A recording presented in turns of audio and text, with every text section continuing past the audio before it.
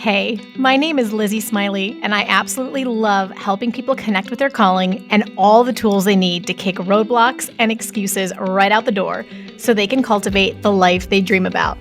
If you want to launch, grow, pivot, or scale your Etsy shop, or you've always wanted to develop the mindset and skills to run your own business, then I'm your girl. I've had that entrepreneurial spirit going strong since my very first lemonade stand, and now I'm a work-at-home mama with multiple online companies and a full-time Etsy shop, all while being present with my kids for the everyday chaos and most important milestones. On this podcast, we'll talk about all things business, mindset, Etsy, creativity, dazzling our customers, and so much more. There's plenty of room at this table for you, so scooch on in and let's go. I'm holding nothing back. Welcome to How to Sell Your Stuff on Etsy. I'm so glad you're here. Hey, How to Sell Your Stuff fam. Welcome back to the podcast this week. This particular episode, I am in advance a hot mess. I don't know why I can't get my thoughts together, but the internet was acting wonky and our conversation was like chopping in and out with it. So we did our best, but I don't think it's going to disappoint you anyway. Our guest is on fire. She's so great. So before we get into today's interview, I just want to remind you that tonight, the day that this episode is airing, is our live masterclass, the Micro Niche Magic Masterclass, where I'm going to be teaching all about how to find demand and hidden opportunities and micro niches, which if you have been around here for more than 3 episodes, I promise you've heard me talk about how the way you beat saturation on Etsy is to find the micro niches. So rather than trying to compete with the really, really big keywords where there's tons and tons, hundreds of thousands of competing listings, we're going to niche down and find the micro niches where there is still searches happening from customers, but there is not as much competition. I'm going to show you all of my secrets on tonight's class. So pop down into the show notes if you want to get your seat last minute.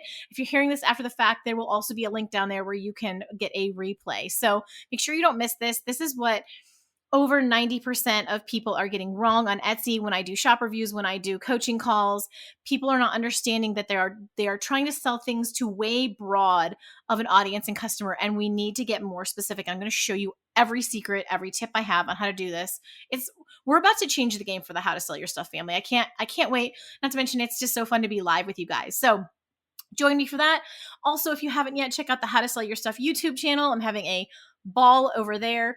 And let's see, other than that, you might be entertained. Any of you who are more interested in like the personal side of my life and how we're getting ready to move to this farm, I've been doing a TikTok and Instagram account, like showing the moving to the farm process.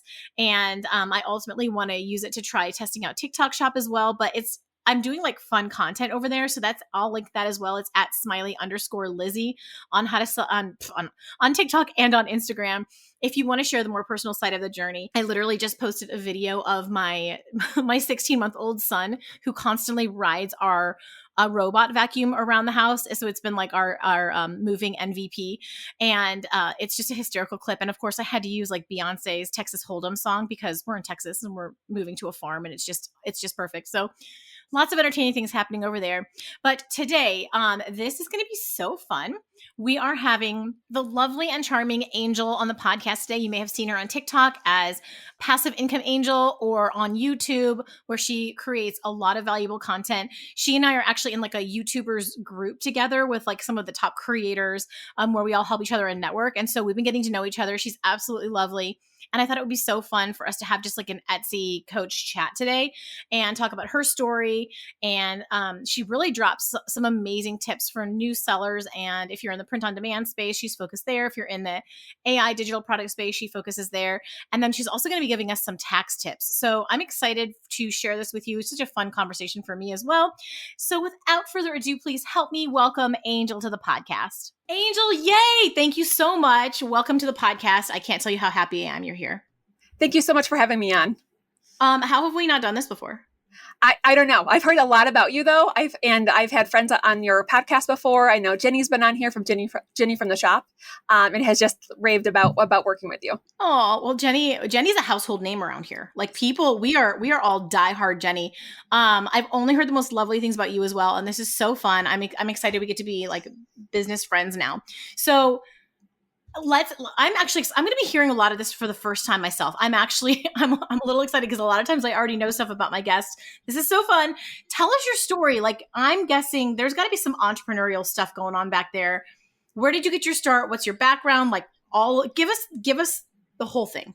Sure. So I am actually from the education field. I taught at the elementary level for about 10 years. I did. I even got my master's degree. I taught as an adjunct faculty member at a university, and I got my master's in reading education. And so I was pretty comfortable in my field. But even with two incomes, my husband and I found us like kind of living paycheck to paycheck, having trouble saving extra money, and we still had student loans and things like that. And so that's kind of what drew me to getting like a side hustle. And then I also had a daughter. So when she was about 18 months old, I really was dead set on being able to find a way to work from home before we had a second child, because it was just so much to juggle. And so I decided one day I was going to start this online business. I wanted to originally sell handmade jewelry on Etsy. And oh my gosh. Yes. And I was super excited about it. I was going to sell these little earrings. I'm actually wearing them right now. little earrings that you hand make. Channel, guys. Yeah. Super cute. And when I did my initial research for being an Etsy seller, I was a little intimidated and discouraged because I discovered that like 65% of Etsy sellers make less than $100. And also just the reality that I would have to make a ton of product to actually make enough money to notice a difference in our income. But despite all that, I was dead set. I was determined. And so I went online onto YouTube, like a lot of people do, to see how to do well on Etsy, how to be successful on Etsy, and how to make different types of jewelry that would sell. And I happened upon this idea of print on demand. And it was just mind-blowing to me. It almost seemed too good to be true, where it's like, okay, so I can upload my design to this print on demand platform and they will print and ship it for me. Like, that seems too good to be true. But I decided to set up a shop, and I learned about it from a YouTube video on like a Saturday. And by like Friday, my shop was set up because I was just I was so determined. And I didn't know how to do anything. I didn't know how to make a YouTube banner or listing. And I think my first listing I made on my phone, which is the worst place to create an Etsy listing. As far as especially print on demand. I can't even imagine like trying to do that. Yes. But I was just determined. And initially I wasn't successful because I had no idea what I was doing. My designs weren't very good. I didn't know how to add new value. I didn't know how to understand what was in demand. I didn't understand SEO. And so I thought I was just kind of failing at it at first, because like a lot of people, I would put up like 2 listings and like check my stats, like, what do you mean I only got 1 view? I've worked so hard and I have all these listings up. So it was discouraging. And so I actually switched from print on demand to digital sales and decided, okay, well, I'm going to try digital. Because I started watching a few YouTube videos about being a digital seller. And I actually had my first bestseller with a digital birth announcement. It was a Valentine's one. Oh my gosh. And I was like so excited, like, okay, now I'm starting to get this. I started to learn more about, making sure my thumbnails were more professional. And I was starting to understand SEO better. And just kind of putting all the pieces together. A lot of people think that this is like a get rich scheme, and it's not. It's like any business that you would approach, whether it's real estate or you want to start a business from the ground up.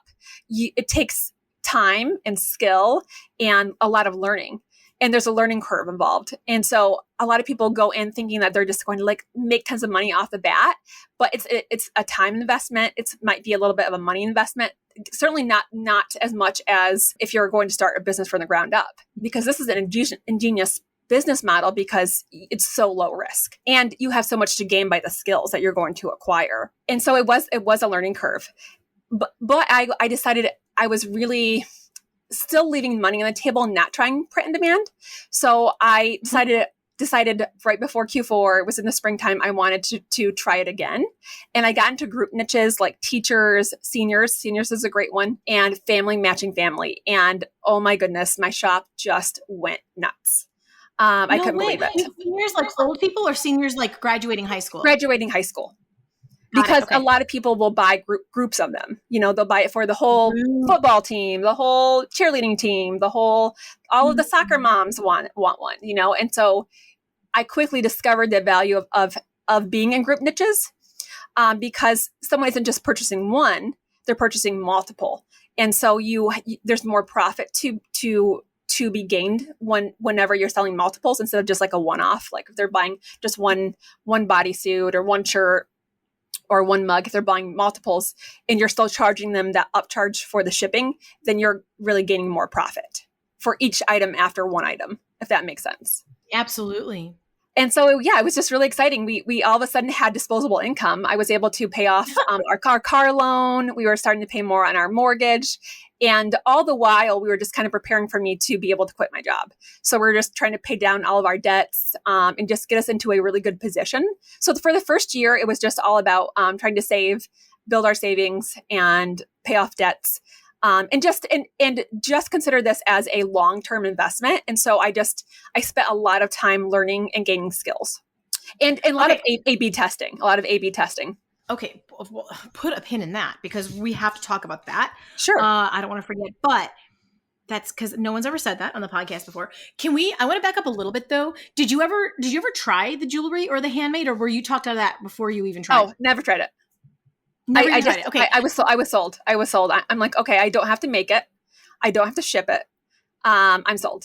So digital and print on demand to me are the lowest risk opportunities on Etsy. Absolutely. And I think handmade can be great too. I have a friend who does handmade jewelry. She loves it and it's very therapeutic for her.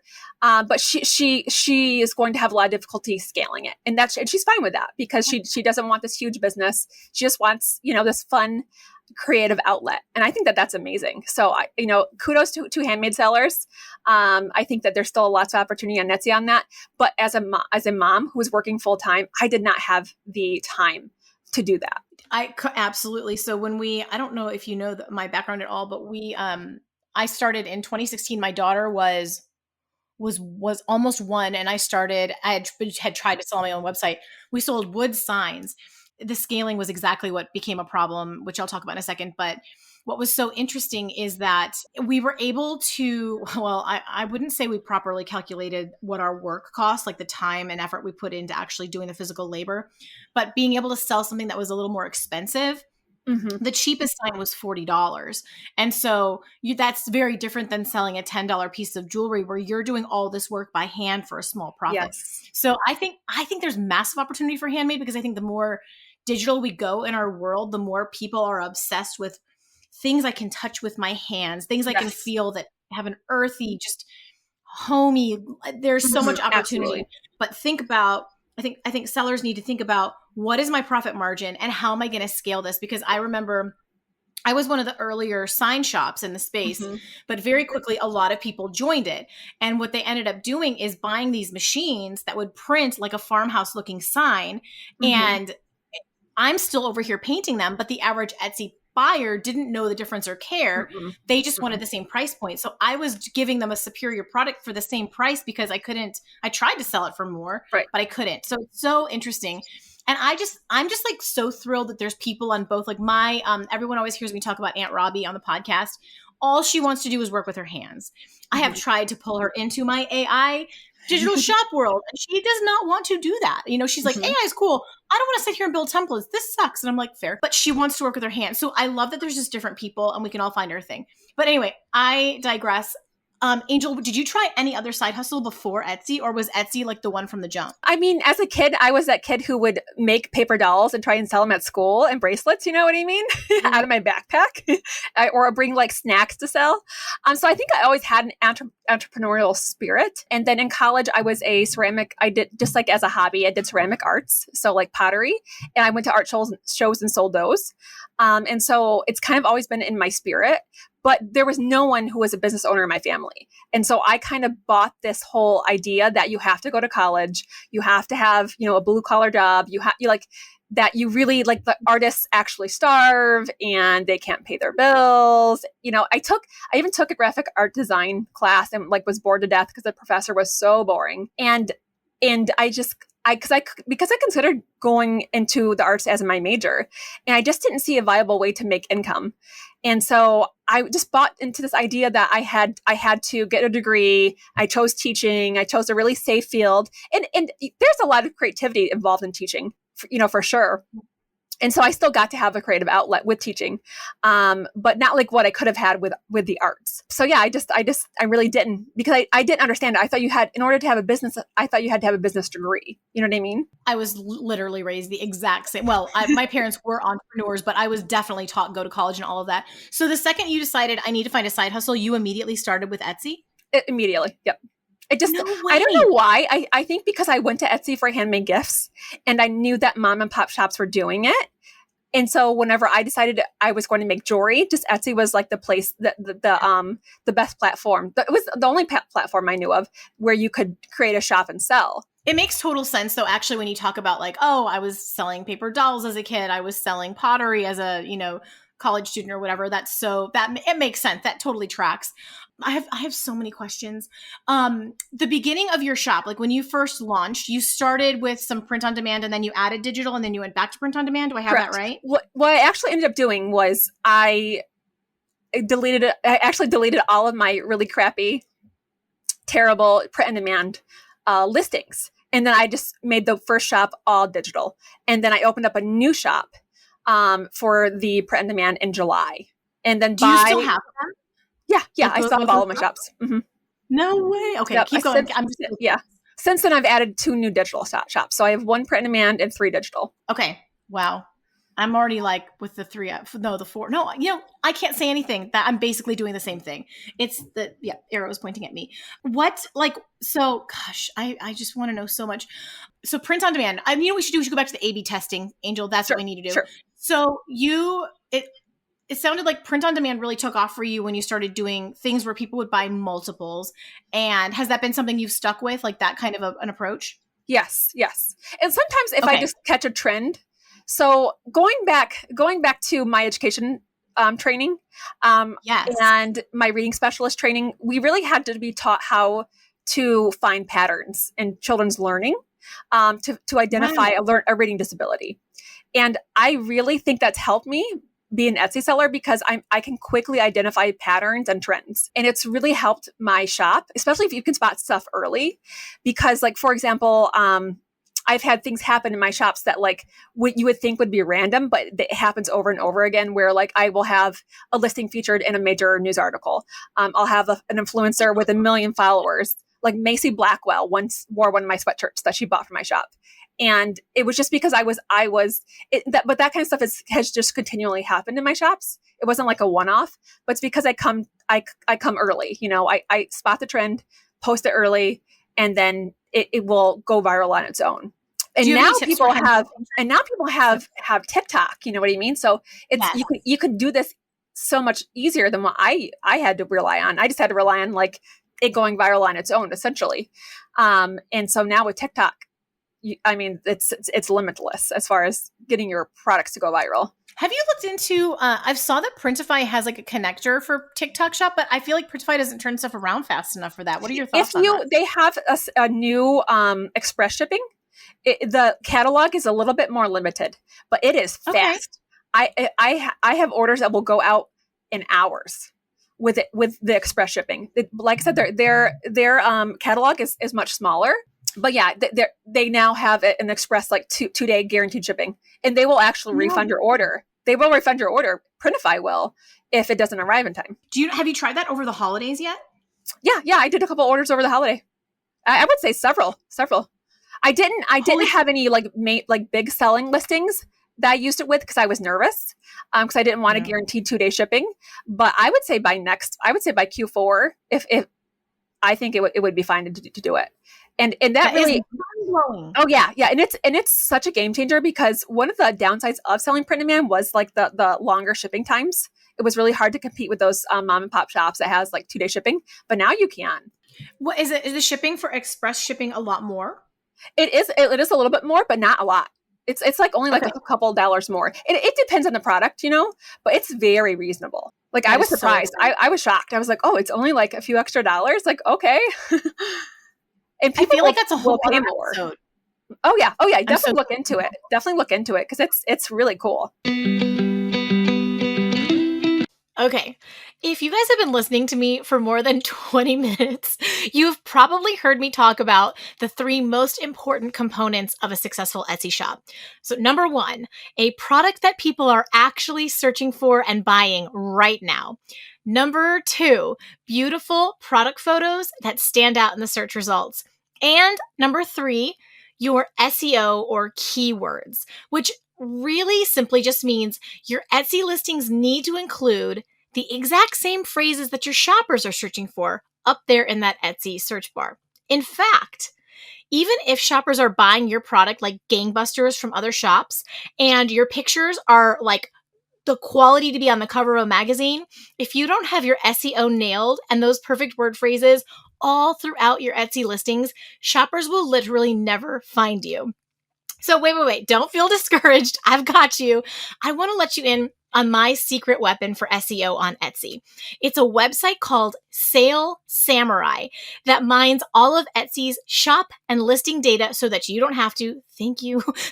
You can find out what keyword phrases are searched the most for every single niche and how many listings are using them so that you can understand how steep the competition is. That is so helpful. So within the program, you're able to see details like hundreds of other keywords you can use, what shops and listings are performing the best in your space, what the pricing competition looks like, and so much more. It's literally a goldmine of information that will help you compete in the search results. So if you would like to get a sneak peek of exactly what Sale Samurai can do, why I love it so much, what makes it so powerful, I created a YouTube video that will give you that overview. So check that out. It will be linked in the podcast show notes for you. And so Sale Samurai is a very reasonable monthly membership that you're going to want to maintain because you're going to do this research constantly in your Etsy shop. And they have very generously given me a 20% off for life coupon code just for you guys. So you get to start with a free trial, but go through my link so that they'll give you that lower rate for as long as you stick with the service. We all need to save a few bucks here and there. So the code is howtosellyourstuff. There's no spaces between the words and it's all lowercase. But of course, I will just link their site, the discount code, and that YouTube mini tutorial for you all down in the show notes. I'm so excited for you guys to get your hands on this one. I'm obsessed with it. I literally use it every day. I use it with my clients. We help them get the edge. And I just know how much it can help you with that SEO game. So I definitely encourage you to give it a try. Guys, I'm not trying to be rude and talk over her and interrupt her constantly. I mean, yes, I am excited, but there's a lag on the internet, and I'm so sorry. Angel, I am not rude, and I do not talk over people constantly. TikTok shop is just a whole different conversation. Mm-hmm. Where was I? Okay, so tell us about A/B testing. And also, I want to know, do you have tips for how you find early trends? Like, how do you do that? That's amazing. And do you have any tips for how we can look for patterns like you do? Like, sure. That would not be intuitive to me at all. So any of those things you want to talk about, I am all ears. I tend to go to really high searched, like really highly competitive keywords that have like thousands, hundreds of thousands, maybe even 1 million, like competition. And so like it might be gift for her or gift for mom, or it depends on like the niche that I want to sell in, or women's sweatshirts, things like that are really high competition. And I just I keep scanning the pages to see if I notice any color trends. Do I notice any product trends? Do I notice any design trends? Is like right now, I just did one the other day, and it's the whole cottagecore thing's coming back. It's rearing its head again. Really? Oh yeah, cottagecore is still huge, especially the dark backgrounds with the bright flowers, which are so easy to generate with AI now. In fact, a lot of the listings that were ranking, you could tell were generated with AI. So yeah, it's definitely things like that. I think that's so smart because I'm always telling people like, don't go try to compete with the high competition keywords, but you're brilliant, Angel, in saying, but study them because you're going to find patterns and trends and things happening there that then you can go take to the micro niche and absolutely blow up. Literally the night of this podcast airing, I'm running a micro niche magic like SEO masterclass because so many people are having trouble. Because I go, tell me if you see this too. I go in to do shop reviews or like one-on-one coaching, and over and over and over again, I keep seeing the same mistake where everything is so general. It's like mama life. It's like so it's hard like to rank for that. Something so generic, and I'm just like, I love your heart and you're making really beautiful designs, but you're competing with 700,000 other listings as a brand new shop, and you're going to be on page like 500 Yes. of the search results. We've got to, hone it down, but it doesn't mean you shouldn't use the trending looks, the trending colors, the trending vibes. So you are a genius. Okay. A/B testing. Go. Tell me all the things. So with A/B testing, I discovered this my very first Q4. I was doing matching family listings, and I actually found that keyword doing research. It was a really high search, low competition keyword. And I was like, oh, I can do that. I can do matching family. Is it now? It is, as long as it's niche down.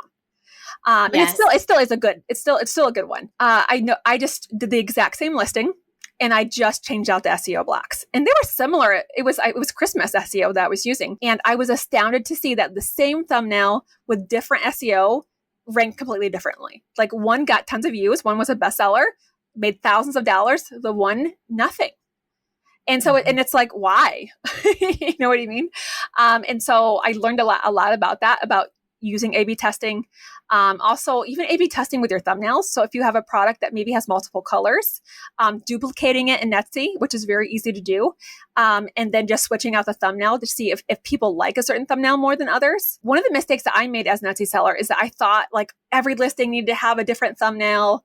That's not true. You just need to have a high converting thumbnail. That's all you need. I have seen some of the most successful shops I have seen on Etsy. They're using the exact same thumbnail the entire shop. And it's a multiple six-figure shop because they found a winning mock-up for them, a winning, a high converting mock-up. It's completely true. I did the exact same thing with the signs. I ended up taking a picture that worked really well. And I remember going to a graphic designer and being like, I need more photography. Like, I don't have anywhere else in the house. And he's just like, why? This looks incredible. Why would you redo this? And I'm like, because I need variety. He's like, everyone's just interacting with your listing in the search results if they go to your shop, all they're going to think is, wow, this is cohesive. And it was such a mind blown moment. Yeah. Having that mindset of like, you think that like, oh, someone's coming into your shop and they're shopping all your listings. It isn't necessarily true. Do a few people do that? Sure. But overall, someone doesn't, if they go onto your listing, they don't leave it. So to them, your entire shop is that listing. So it's very listing specific, especially because Etsy is query based, and search based. You don't need to feel embarrassed because, they go into your shop and it's all the same. Like, no one's going to notice or care. Do you want to switch gears? I would love to know, Angel, about when did this go from side hustle? I'm running several Etsy shops. They're doing great. I'm able to leave my job to, you know what? I'm actually going to get on YouTube and start talking about Etsy. I'm going to become a coach. Like, when did that happen? How did that go down for you? That was mostly because of Cassie Johnson and Jenny from the shop. No way! Yes. Oh we all started Print on Demand together at the same time. We were in the same mentorship group years ago, and after the group ended, we just stayed in contact, in touch. We were on Marco Polo together. We're also we'll occasionally meet for a Zoom call, things like that. And they just really inspired me. This to say, Angel, we think you would really enjoy this, that, especially with your teaching background, you would enjoy creating content, and that you have a lot of value to add to the field. Because I'm actually a very introverted person. I'm very shy. I don't have a big social media following. I'm not super active on my own social media sites. And so it was really daunting to me, and definitely out of my comfort zone, very out of my comfort zone. Because with Etsy, I never what's nice. That. Yeah. The second you came on to the video, you were like, hey, I never would have guessed you were super introverted. Yes. I'm very shy. I'm very shy. You would never know. But I am. But I've overcome it. I've had to, because of just life and, being a teacher and, working at a college, you just have to interact with a lot of people. But yeah, it's definitely in my nature to just I could be a hermit and I would be happy. Okay. But so I totally cut you off though, because that surprised me. What were you telling us about the? So Cassie Jansen and Jenny from the shop definitely inspired me. And they were able to overcome that, just the whole, you really just don't know. I don't even know where to start. How do I create a YouTube video? How do I make a TikTok? I just didn't know how to do any of it. And they just really inspired me and encouraged me along the way. That's awesome. I think that I know you're not on YouTube every single week constantly posting, but your stuff always has so much value. And I think I actually think you really could even blow up more. I mean, you're already, you have like what, almost 5,000 subscribers, right? Mm-hmm. Yes. Yeah. Or is it over that now? Is it past that? It's under 5,000. That is amazing. I mean, But yeah. but like you're so trustworthy. You're so relatable. Like I love you as a brand. Like obviously you and me, two peas in a pod. Do you want to, can we talk about your tax resources? I love that video that you recently did because I get this question all the time and I'm the kind of person, don't talk to me about legal or taxes because I'll glaze over and I hand it over to my husband and I'm embarrassed to say that, but you know what? We all have to stay in our lane. So tell us about that. And I will link that video as well. I should make a note. But what you just came out with that. Sure. So I just get a lot of questions about like starting an Etsy shop. Like, do you need an LLC? Should you apply for an LLC? So in the video, I just go into like the benefits of having an LLC, but that you do not have to have an LLC to start an Etsy shop. But there are benefits and some safeguards to that. And then also just as a new seller, I was really intimidated by taxes and doing my taxes, and I didn't feel prepared. As an old seller, I'm intimidated by taxes. Yes, I didn't feel prepared. I didn't understand estimated taxes and how those worked, and it was all just really scary and new to me. I also was like, I was really surprised too, after my first like couple months of selling on Etsy, I discovered I was pricing my items way too low. And I just didn't realize it. Like I was missing out on profit because I thought, okay, I should price my stuff at this amount. And I thought I was getting more profit than I actually was. Once I sat down and like calculated it. And so I just discovered that right away, that's really important to track your income and expenses, which was hard to do, especially as a print-on-demand seller. I had this tool that I created. It's actually inspired by Cassie Johnson because she has something similar that actually helped. I actually promoted her product too. I just wanted to add some things to it, like estimated tax schedule, tracking mileage, tracking your what is that called?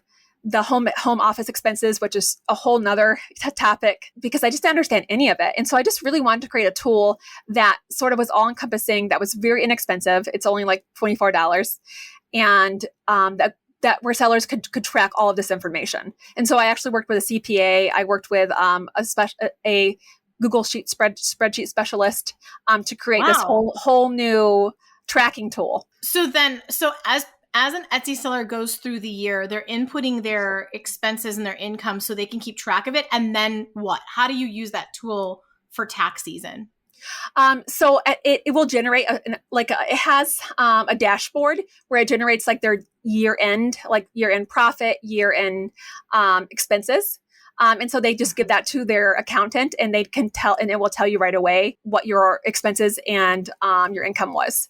Because as a small business, you're only taxed on your actual profit, not like your revenue, which I didn't understand as a new seller. So you have all of this already calculated. So you're not dealing with like a pile of receipts and trying to figure everything out and probably losing out on expenses that you didn't catalog. If you kind of do it as you go, you can kind of input them in the spreadsheet and then Etsy will get you your 1099. And even if you do your own taxes, it's just going to save you a bunch of time because you're going to be organized and you're going to have everything input. You're not going to miss out on write-offs and you're going to have your data right there to put into TurboTax or to give to your accountant or whatever you need. Correct. I think that's huge because so many of those things exist on the Market Angel, but they're not necessarily specific to Etsy sellers. So they're not going to have line items for expenses and things that would be specific to us that wouldn't, like a general accountant or someone else creating that spreadsheet wouldn't know to include for us. Correct.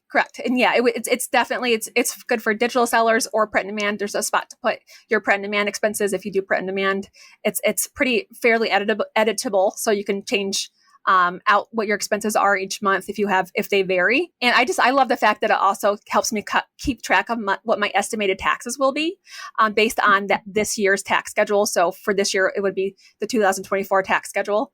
And so I found that really helpful. All right, friend, this one is for my people who want to build and scale an Etsy shop for physical products. You may not know this about me because I've run and talked about all different types of shops since launching the podcast, but I actually got my start on Etsy in physical products, and to this day, I consider that my expertise. My very first Etsy business was a handmade shop for wood signs that my husband and I built, painted, boxed, and shipped, and we ran that puppy for 6 amazing years and made hundreds of thousands of dollars with that shop. I will never forget it. I'm so grateful. I know what it's like, and I know how to build a successful handmade business. It can be really hard in the beginning, especially because the physical part of the product creation takes up a lot of time and energy. And then you have to pair that with like having to develop the actual skills of getting people to buy them. It's a whole different mammoth of a ball game. So if that is you, you're planning a physical product shop, or you've got one that's not getting the results that you want, you need my flagship Etsy course. It's called Listings That Sell 2.0. And I will literally teach you everything I know, every secret up my sleeve, and the entire strategy that I used. And now hundreds of other students have used as well to get sales on Etsy. We're going to talk about how Etsy works and how to leverage the algorithm, how to find pockets of demand so that you don't list your products and just get crickets. I'm going to teach you everything about SEO, or search engine optimization, which is just a fancy way of saying I'm going to show you how to use the right words on your listings to make sure that they get seen by shoppers. We're going to talk about product photography tips, shipping, pricing, shop setup, legal and tax basics, and so much more. You're also going to get access to my private student Facebook group, which I am in every single day answering questions, and we support and celebrate each other all the time. So, bottom line, if you want to make this Etsy thing work for you, I have over 20 hours of training waiting for you so you can master the Etsy marketplace or fill in any gaps of knowledge that you need. Or if you are strapped for time, which is 100% where I'm at right now, and you just need the bottom line, I've provided a fast track roadmap so you can get through the most critical lessons in under 5 hours. If you are ready, let's do this together. I'm going to hold your hand. You can visit the link in the show notes to learn more, and I will see you on the inside. That's so smart too, because I remember in like the early years for me, especially when I didn't understand all of these things, I would get to tax time. And as an employee before, I was used to getting money back, right? Because I'd already prepaid. But when I'm making this extra simple because it was a mistake I made as a new seller. But when you're running your own business, you're not paying taxes as you go, like it's coming out of your paycheck. Yes. So you end up owing taxes rather than getting a refund, which is what I was used to. And I remember it came time and I actually didn't have enough to pay my taxes because I'd had a good year. And I had to go on like a payment plan with the IRS. It was super intimidating and overwhelming. So to be able to see, if I had known that and I had tracked it from the beginning and I could then make sure I was setting aside from every deposit from Etsy the right amount to make sure I was able to hit that number. Yes. That's so smart, Angel. Yeah, well, it's really tricky as a print and demand seller, and people can get in trouble because as a print and demand seller, you're paying everything up front as far as like the item cost. And so when all that money hits your bank account, you're like, oh my gosh, I got 10 grand this month. But it's like, okay, you have to remember that a good chunk of that is going back to your credit card to pay off your credit card, because that was the revenue. And what people do is they spend their revenue, and you should not do that, because you have to keep in mind your taxes and then paying for the product. So yeah, you do have to be careful.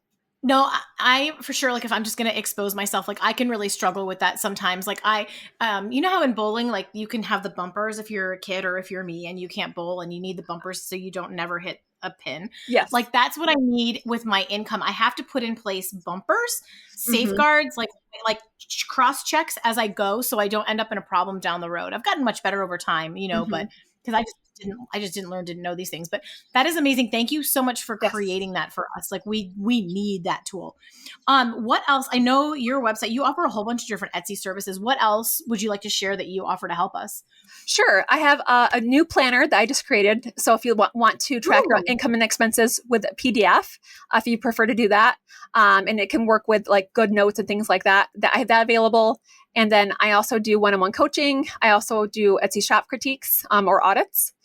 Currently, I don't have those open all year. If I get really busy, I turn those off and my coaching calls off if I just don't have the availability. But right now, I do have those open. I also do SEO critiques, and then just like individual listing critiques. So if someone doesn't want like their whole shop done, I can just like critique one listing. That's so helpful, especially if people are on a budget, but they know they need some other eyes on it. I've never thought like I don't offer anything like that, guys. So Angel is your girl. And you have a few where you'll actually write the SEO for a listing? I will rewrite. I can't say the word, rewrite it. We're just using really good data and research, looking for high search, low competition SEO opportunities. That's awesome. So you guys, I'll get you in the show notes. I will have a link to that tax video so you can grab that. And I'll specifically link that tax, would you call it like a spreadsheet? It is an income and expense tracker. A tracker. Okay, I will specifically link that, but then I'll otherwise just give you her website link so that you can go look at those different services, because I don't know a whole lot of other Etsy coaches that do all of the, like, that's amazing. You're just offering choices, and people really need that in this day and age. So that's wonderful. Where else can people find you and connect? Obviously, I have to link your YouTube channel. I mean, yes, YouTube. I'm trying to create really high value content on there that just helps people, just helps them in their business, their Etsy business. I do a lot of content about AI, being a successful Etsy seller, trend spotting and things like that. So a little bit of everything. So definitely check that out. And then I'm also on TikTok. Oh yeah. Passive income angel. My name is so cringe. Like when I made it originally, I was like, oh, this is cute. I like this. And now I feel like it's cringe, but it's too late. I'm too invested in the brand. I didn't realize how controversial the word like passive income is, especially related to like Etsy and print on demand. And it is. I didn't realize that at the time, because to me, print on demand is like so passive compared to starting a business, and building it like a handmade business, because it's so much more automated, especially if you're just a digital seller too. And so I just thought it was a perfect name, but now I'm like, it's kind of cringe, but that's okay. You know what? So first of all, I don't think it's cringe. Just one girl's opinion at all. I think it's brilliant, and I think that your name is so sweet. So guys, what she's talking about is like in like the world of economics and business, passive income is considered something like when you invest in real estate and it grows in value, and then you'll make money off of it. Something that true passive income requires no work. Whereas even a Etsy digital product shop requires some work, but we refer to it, it's like semi-passive, because once you've created the product and it starts selling, then you don't have to do anything. Hey, if you've been like me and you have had to paint reclaimed wood signs, I have to get the wood, I have to harvest the wood, I have to process the wood, I have to build it into a sign, I have to sand it, I have to base paint it, I have to put the lettering on it, I have to do a top coat, it just keeps going, I have to wrap it, I have to box. That is the most active work ever. Whereas if I create one AI digital art piece that I'm selling, then it's just cha-ching and I go, yay! Whereas it sells over and over again. You don't have to do the work again. To me, that's like so passive. And I've got 100 other things I've already got to do. Yes. It's the best. So that is why she's saying it's controversial, is that some people will be like, that's not passive. And okay, we're mincing words, but compared to being a jewelry maker or things like that, it is more passive. So I support you, Angel. I think passive income angel is really good. And I think that like people and their semantics can calm down. It's just my opinion. Well, thank you. I appreciate it. Thank you so much for coming on and hanging out with me. I think this is the beginning of a beautiful friendship. I'm so glad to meet you. I'm so glad we do this. Thank you for putting up with me being extremely awkward because of the internet connection being unstable and me talking over you. You've been an absolute gem. No, you were great. This was fantastic. Thank you so much for having me on your podcast. I really appreciate it. No, totally threw me off my game, but you had my back. So you guys, thank you for tuning in. Please go check out everything that Angel is doing. She's going to be your vibe. She is down to earth. She is so caring. She's so generous, and she's just very practical with her. You're going to love everything that she's got out there. So go check it out. And until next week, go make something awesome. I love you guys. Bye-bye. And that's a wrap on this episode of How to Sell Your Stuff on Etsy. Thanks so much for hanging out with me today. If you're looking for more resources, head on over to howtosellyourstuff.com, where you'll find podcast show notes, all the links from today's episode, the blog, courses, coaching, and more. If this episode was helpful to you, awesome. The greatest compliment I can receive from you is a rate, review, and subscribe on this podcast. Not only will it allow us to connect again on a future episode, it lets me know I'm providing you with value and helps other people find this content more easily. From the bottom of my heart, thank you for your support. Have a great day and see you next time.